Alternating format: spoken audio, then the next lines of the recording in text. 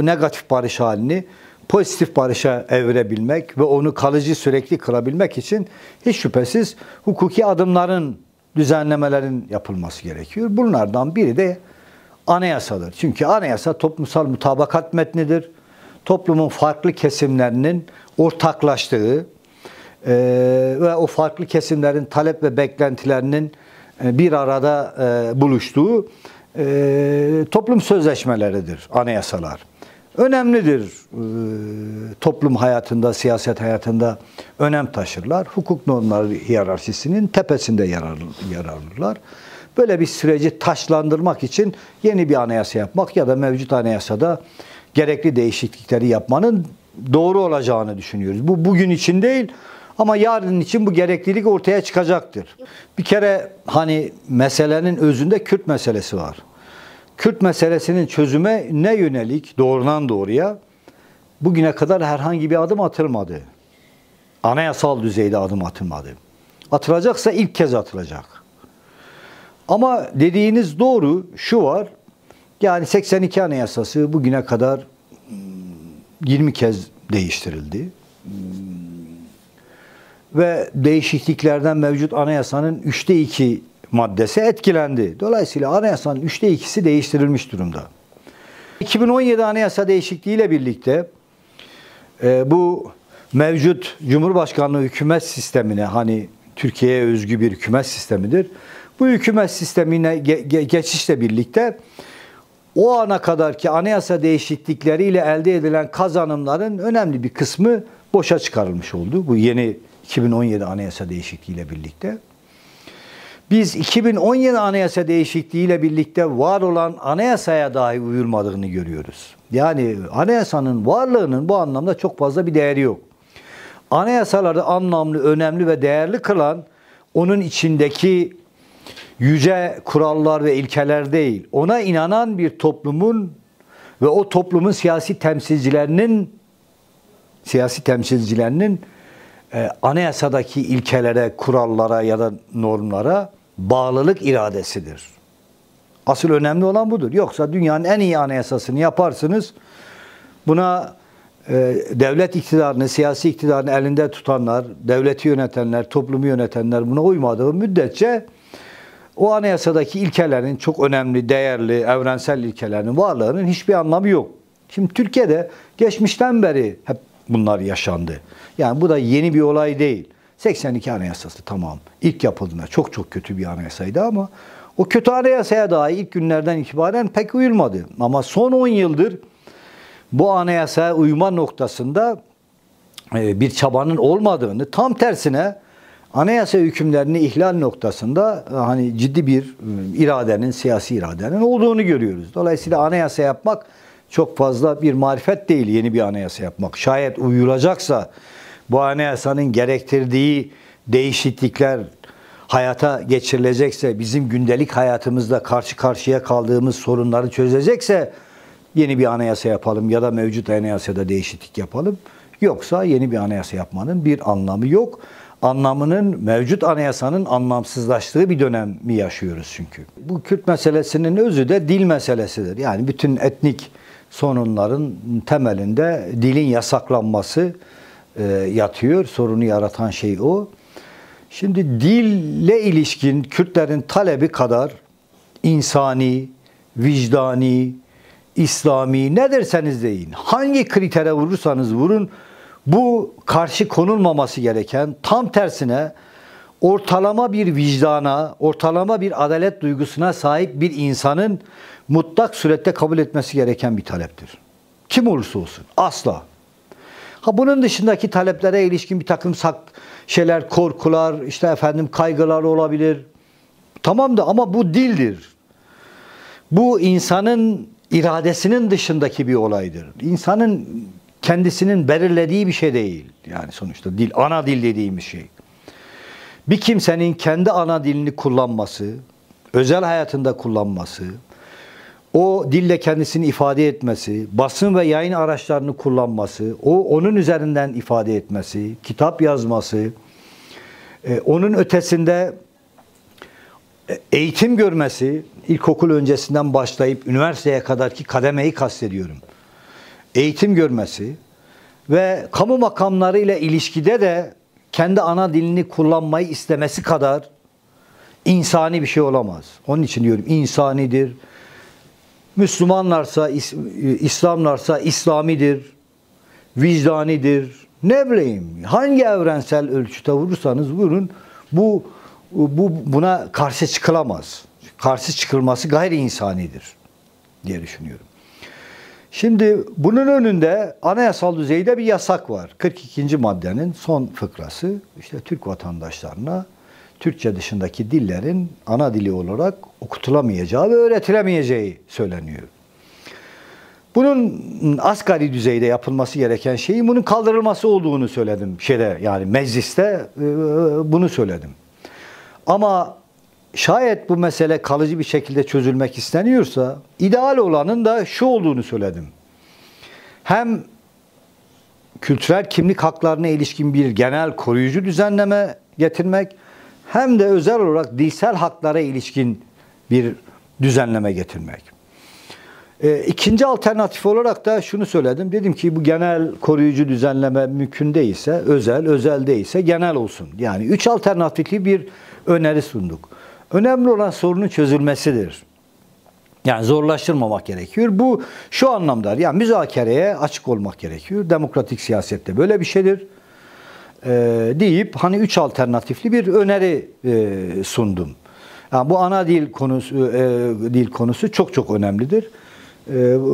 Türkiye'de ben konuşmamda da ifade ettim. Ana dil dendiğinde hani resmi dil karşıtlığı temelinde hep konuşuluyor. Bu ana dille resmi dil paralel olarak düşünüyor. Oysa ki resmi dil farklı bir şeydir, ana dil farklı bir şeydir. Kaldı ki Kürtçenin resmi dil olması dahi talep edilebilir. Eder, kabul edilir, edilmez. Yani bu demokratik bir şeydir yani sonuçta. Demokratik olmayan nedir? Hani bir şiddete başvurmak suretiyle bunları kabul ettirmeye çalışmaktır. Yoksa demokratik yöntemle her şey talep edilebilir. Yani demokrasi böyle bir siyasi rejimdir. Sonuçta bu kültürel kimlik hakları olsun, eşit yurttaşlık olsun, işte yerel yönetimlerin güçlendirilmesi olsun. Bütün bunlarla istenen şey eşit özgür vatandaş kategorisini yaratmaktır. Yani bu vatandaşlık dediğimiz şey, bu hakların öznesi olan vatandaş, bu kültürel kimlik haklarında, genel haklarında, hak ve özgürlüklerinde öznesi olacak, bunu kullanacak olan vatandaşın kendisini kendi öz yurdunda hissetmesidir. Bu vasatı yakalayabilmektir, yakalatabilmektir. Yani bir kimseyi kendi evinin sıcaklığını kendi ülkesinde de yaşadığı topraklarda da hissetmesidir. Bu sadece nominal bir mesele değil, bir tanımlama, bir isimlendirme değil. Anayasal vatandaşlık demişsin, işte kültürel kimlik haklarını tanımışsın falan değil. Bu isimlendirme değil. Eşit özgür yurttaş demişsin. Hayır. Gündelik hayatta ben kendimi gerçekten eşit ve özgür hissedebiliyor muyum? Özellikle eşit hissedebiliyor muyum? Ötekiyle, berikiyle. Bu bütün kültürel farklılıklar için geçerlidir. Yani atıyorum hani bir Kürt kendisini Türk'le eşit görebiliyor mu? Bir Alevi kendisini bir Sünni ile eşit görebiliyor mu? Bir gayrimüslim kendisini bir inananla, bir Müslümanla eşit görebiliyor mu? Bunu sağlayabilmektir. Yoksa hukuki düzenlemeler yapmak, tanımlama yapmak falan değil. Önemli olan hususlardan biri de siyaset yapmalarının önünün açılmasıdır. Yani silahı bıraktım. Hani bir dönem dendi ya Düzova'da siyaset. Yani silahı bırakın dağdan gelin Düzova'ya burada siyaset yapın. Siyaset yapabilmelerinin, silahlı unsurların gelip burada siyaset yapabilmelerinin önünün açılmasıdır. Ve tabii ki ceza yani o döneme ilişkin de bir cezasızlıktır. Yani bunu güvence altına alan bir hukuki düzenlemedir. Bizim gibi toplumlarda toplumun, halkın çok özneleşmediği, aktif bir özne olarak tarihsel toplumsal olayların gelişiminde etkili olmadığı, daha ziyade nesne pozisyonda, pasif pozisyondaki toplumlarda halklar arasındaki kalıcı barışı sağlamada siyasi aktörlerin, özellikle de karizmatik aktörlerin tutumları, tavırları çok önemlidir. Bu belki bizim gibi toplumlar açısından hani toplumların özne olamamasına biz eleştirel olarak yaklaşıyoruz. Bu bir eleştirilecek bir şey, bir eksiklik falan ama bu tip süreçlerde bir avantajdır. Devleti yöneten aktörler, toplumun önemli bir kesimleri tarafından ya da belli kesimleri tarafından mutlak sözü dinlenen aktörler var. Bunların sözleri, hal ve hareketleri kendi kitleleri üzerinde çok etkili oluyor. Yani biz ne yaparsak yapalım, ne söyleyersek söyleyelim, bizler değil de bunların tutumları önemli. O nedenle yani o süreçte bir hız, bir ivme kazanılmak isteniyorsa o zaman yapılması gereken de her siyasetçinin temsil ettiği toplumsal kesimi bu anlamda ikna etmesi, bu anlamda barışa hazır hale getirmesi gerekiyor. Yani herkes dinlenir, yani toplumun farklı kesimleri asıl baş müzakereci ya da baş aktör olarak hani Öcalan'ın dinlenmesi yoluna gidilecektir diye düşünüyorum. Yani zaten herhalde yani bunun olması gerekliliğine ilişkin de farklı siyasi partiden isimlerin bunu dillendirdiğini, Öcalan'ın da zaten kendisinin müzakereye hazır olduğunu, yani kendisiyle görüşülmesi halinde müzakere yapabileceğini ifade ettiğini biliyoruz. Muhtemelen bu önümüzdeki süreç içerisinde çok vakit kaybetmeksizin en kısa süre içerisinde Öcalan'la görüşme yapılacaktır diye düşünüyorum. En azından olması gereken budur diye düşünüyorum. Hiç şüphesiz. Bugünkü mevcut siyasi iktidarın yapısı, işleyiş biçimine bakıldığında bu çok ahim bu kararı verdiği için, Avrupa Konseyi bunu zorladığı için değil, kendiliğinden belki bu işi yapmak isteyecektir. Doğru olan da odur. Yani sonuçta bizim için önemli olan sonuçtur. Hani hangi argümantasyonla, hangi referansla bu işin yapıldığı çok da fazla önemli değil. Ama dediğiniz gibi şayet bir hukuki bir meşruiyet kaygısı varsa o zaman ahimin kararı var dersiniz. Biz bu ahim kararı doğrultusunda bu kararı aldık dersiniz.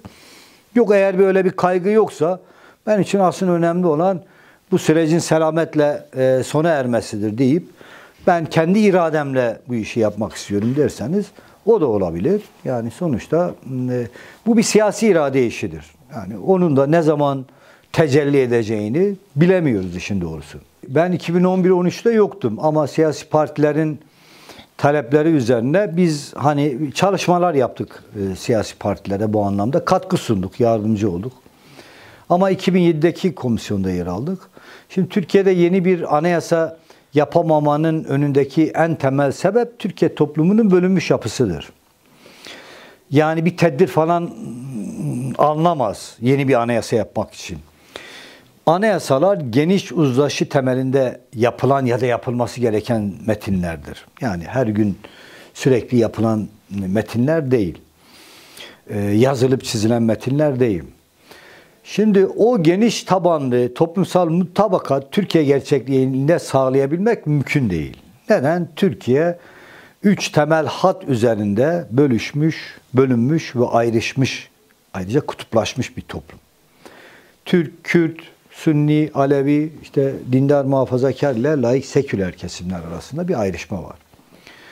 Şimdi bu kadar ayrışmış bir toplumda her kesim kendi varlığını bir anlamda ötekinin zayıflığı ya da yokluğu üzerine kurguladığı bir yerde geniş uzlaşı temelinde bir anayasa yapabilmek mümkün değil. Ben bu amaçla bir çalışma yürütmüştüm. DPI'ya bir çalışma yazmıştım. Orada şunu dedim. Aşamalı ya da Türkçe'ye çevrildiğinde parakendeci anayasa yapım yöntemi. Yani bu toplumun farklı kesimlerinin hassasiyetlerini dikkate alan bir anayasa yazımı. Çatışmaya sebebiyet vermemek. Çatışmaya sebebiyet veren konuların anayasaya yazılmaması. O konunun normalleşme sürecine ertelenmesi. Bu bir yöntemdir. Bu uzun bir meseledir.